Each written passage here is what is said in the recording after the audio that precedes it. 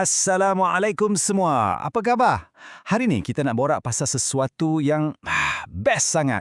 Tajuk kita hari ni, Jeng Jeng Jeng, Hukum sebagai Manual Hidup. Okey, soalan pertama. Cuba fikir. Adik-adik pernah tak dapat hadiah best? Macam telefon baru ke? Atau game baru yang korang dah tunggu lama sangat? Mesti happy gila kan? Okey, bila korang buka kotak hadiah tu, kan selalunya ada satu buku kecil kan? Manual nama dia. Buku tu ajar kita cara guna barang tu betul-betul supaya tak rosak. Kalau game pula, manual tu ajar kita cara nak menang.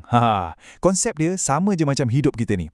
Allah bagi kita Al-Quran yang ibarat manual hidup kita supaya kita tahu cara hidup yang betul dan hidup kita pun jadi selamat dan paling penting, diberkati.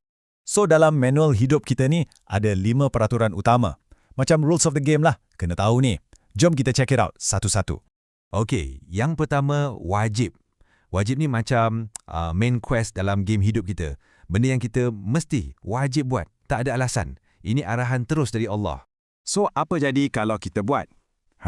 Kalau buat, kita dapat pahala. Bestnya. Tapi, kalau kita sengaja tak buat, kita akan dapat dosa. So, kena hati-hati. Contoh paling senang, solat 5 waktu. Setiap hari kena buat kan? Lagi satu, puasa masa bulan Ramadan. Dua-dua ni memang tiang utama kita sebagai orang Islam. Next, kita ada sunat. Yang ni pula macam side quest atau bonus points dalam hidup kita. Benda-benda baik yang Allah suka sangat kalau kita buat. Kalau kita buat, dapat ekstra pahala. Tapi kalau tak buat pun, tak apa. Tak berdosa pun. Cuma, rugi sikit lah kan, terlepas bonus points tu. Contohnya apa? Senang je, macam bersedekah atau bagi salam bila jumpa kawan-kawan. Nampak simple, tapi pahala dia besar tau. Okey, nombor 3, harus. Yang ni paling chill. Maksudnya, benda yang boleh je kita buat. Nak buat boleh, tak nak buat pun tak apa. Buat, tak dapat pahala. Tak buat pun tak dapat dosa. Dia macam neutral, kosong-kosong. Contohnya, main bola petang-petang. Atau baring-baring kejap lepas siapkan homework. Benda-benda macam tu lah. Semua boleh. Alright, kita ke nombor 4. Yang ni kena dengar betul-betul. Haram. Dengar nama je pun dah rasa serius kan?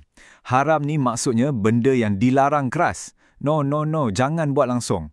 Kalau kita sengaja buat, memang dapat dosa besar. Tapi, ada satu benda best tau.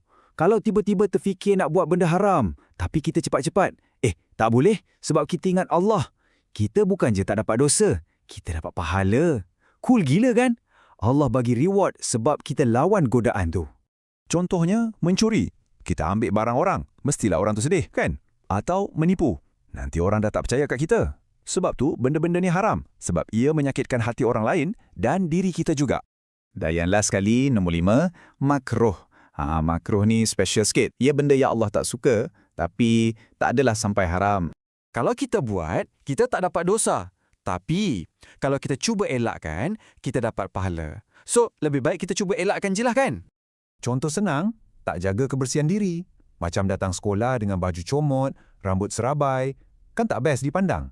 Islam kan suka kita jadi bersih dan kemas. Banyak juga kan? Pening tak nak ingat semua 5-5 ni?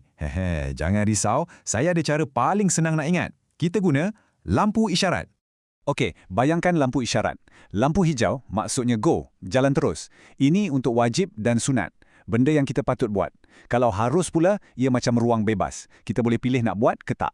Lampu kuning pula untuk makruh. Maksudnya hati-hati, slow down. Lebih baik kita elakkan. Dan yang paling penting, lampu merah untuk haram. Maksudnya stop, berhenti, jangan buat langsung. Senang kan nak ingat macam ni? Okey, pop quiz. Cepat-cepat. Kalau mencuri tu, hukum dia apa ya? Lampu warna apa agaknya? Fikir. Jawapannya, haram. Lampu merah. Yes. Siapa jawab betul, memang power. So, kenapa penting kita tahu semua ni? Senang je, supaya hidup kita lebih teratur. Kita tahu mana yang betul, mana yang salah.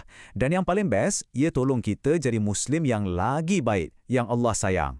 Jadi, jangan lupa ya, ikuti hukum untuk kehidupan yang diberkati. Okey, itu saja untuk kali ini. Semoga kita semua dapat manfaat. Sekian, terima kasih dan jumpa lagi di video yang akan datang.